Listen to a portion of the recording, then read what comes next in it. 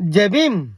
2 દિવસથી આપણે સોશિયલ મીડિયાની અંદર વલસાડ જિલ્લાના રાબડા ગામે આવેલ વિશ્વંભરી ધામનો મહંત મહાઠગ પોતાની જાતને મહાપાત્ર કેવડાવતો એવો વિઠ્ઠલ કાકડિયાના જે ભોપાળા છે, જે કાંડ છે, એ સમાજ સમક્ષ આપણે મૂક્યા.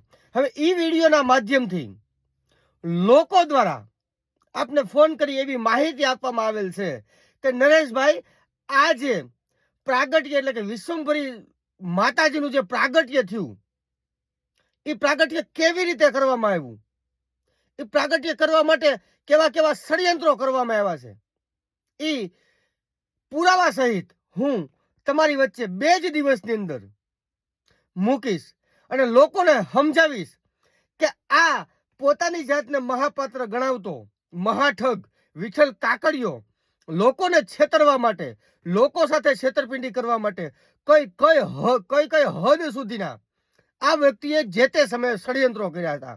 અને વાડીએ બેહી અને એક પ્લાન ઘડવામાં આવ્યો છે કે લોકોને છેતરવા માટે આપણે કઈ રીતે આ એક સામ્રાજ્ય ઊભું કરવું.